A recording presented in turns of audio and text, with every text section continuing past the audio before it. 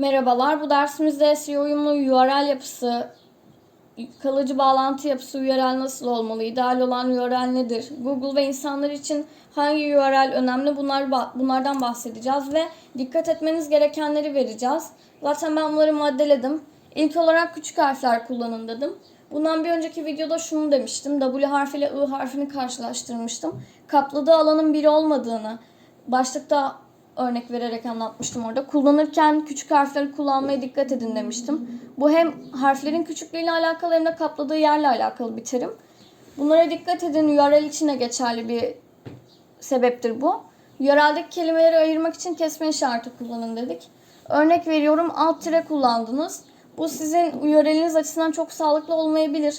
Google'un SEO açıklamalarında falan bunu göremezsiniz. Hatta belki sorduğunuzda yalanlarlar ama uzun zamandır bu işin içerisinde bulunduğunuzda bunu fark ediyorsunuz. Kesme işareti kullandığınızda örnek veriyorum. Bitki, kesme işaretinden kastımız yine o kısa çizgi oluyor ortadaki. Bitki, kısa çizgi, türleri. Bu şekilde kullanmanız daha sağlıklı olacaktır.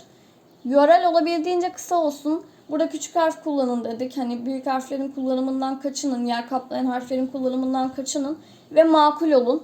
Doğal bir şekilde yapmaya çalışın. Çok fazla kelime koyarak orada bir kirlilik oluşturmayın. Zaten bunu alt maddede de verdim. Gereksiz karakterler ve kelimeleri kullanmaktan kaçının diye. Doldurma yapmayın.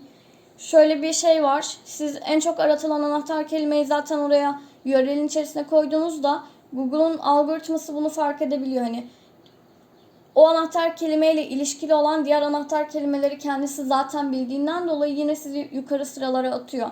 Siz oraya gidip de işte şunu da yazayım, bunu da yazayım, beni bu anahtar kelimelerimi okusun, beni yukarı yazsın diye bir durum yok. Bunu tabii ki yazı içerisinde kullanabilirsiniz, açıklamalarda kullanabilirsiniz ama URL oluşturuyorsanız makul olmaya dikkat edin, doldurma yapmayın. Anahtar kelimelerinizi URL içerisinde otomatik doldurma yapmadan kullanın. Burada da şunu söyleyebiliriz. Başlık, description ve URL'de anahtar kelimenin geçiyor olması o sayfa için en önemli kelimenin ne olduğunu gösteriyor. Siz bunu her yerde kullandınız, o bir tane anahtar kelimeyi URL'de kullandınız, başlıkta kullandınız, yazının içerisinde kullandınız. Bu defa algoritma ne diyor? Bu önemli anahtar kelime. Ben buna dayanaraktan SEO'sunu hani ya yukarı sıralara atar sizi ya da alt sıralara atar. Anahtar kelime seçimlerinize çok dikkat edin. Bir sonraki dersimizde zaten anahtar kelime seçimlerini anlatacağım. Doğal olacak şekilde kullanmaya dikkat edin. Geçiyorum. Kod örneğimizi verdim. Uygulanan sınırlar tüm tarayıcılarda doğru şekilde işlenmek için URL'lerin 2083 karakterden kısa olması gerekir. 2083 ve fazlasını zaten kendisi okumuyor Google. Bunları göstermiyor. Bazen görebiliyor muyuz? Karşımıza çıkabiliyor mu? Evet, çıkabiliyor. Burada da şöyle bir durum var. Bilmem ne PHP diyor. Ondan sonra ID yazıyor oraya. Uzattıkça uzatıyor böyle. 2083'ü geçiyor.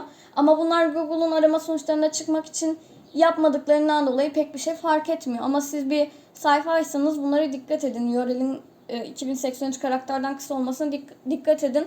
Zaten doğru kullanımını altta verdik.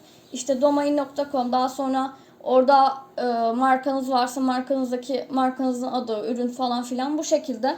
Çok fazla doldurma yapmayın ve makul olun. Hep bunu diyorum.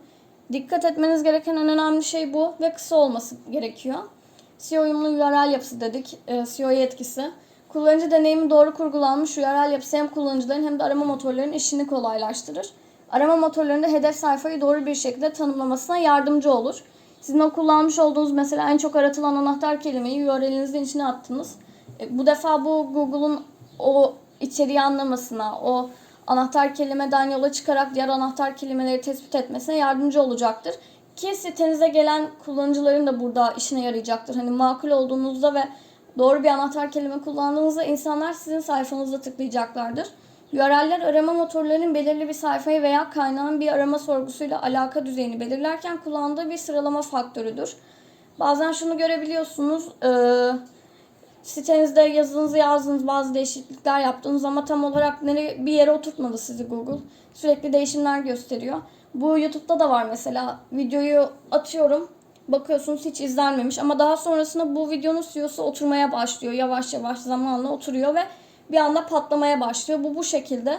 Anlamasına yardımcı olacak URL'ler kullanın. Anahtar kelimelerinizi düzenli seçin. Anahtar kelime kullanımını ve seçimini zaten anlatacağım dedim bir sonraki videomuzda. Bilmeniz gerekenler bunlar. Bunlara dikkat ettiğinizde ve genel SEO kurallarına uyduğunuzda sayfanız daha iyi olacaktır. Şu da var. Bir sayfa var mesela, çok büyük. Yıllardır bu sektörün içerisinde ve bir oturtmuş, artık bir otoriterlik kazanmış. Siz de yeni bir web sayfasınız ve aynı işi yapıyorsunuz. Bu durumda onu geçebilmek için şöyle bir şey yapmanız gerekiyor. Adam doğal, her şeyi düzgün yapmış, bir yanlış yapmamış. Siz de aynı şekilde ilerleyin ve yanlış olan şeylerin doğrularını yapın. Yine SEO'lara dikkat edin. Yazılarınızı yazarken böyle çok yazayım da geçeyim mantığıyla değil de hem çok yazmaya dikkat edin hem de düzgün yazmaya dikkat edin. Bu şekilde aradaki farkı kapatabilirsiniz kısa bir sürede. Bugünlük buraya kadar. Diğer videolarımız da gelmeye devam ediyor. Önceki videolarımıza da bakabilirsiniz. İyi seyirler.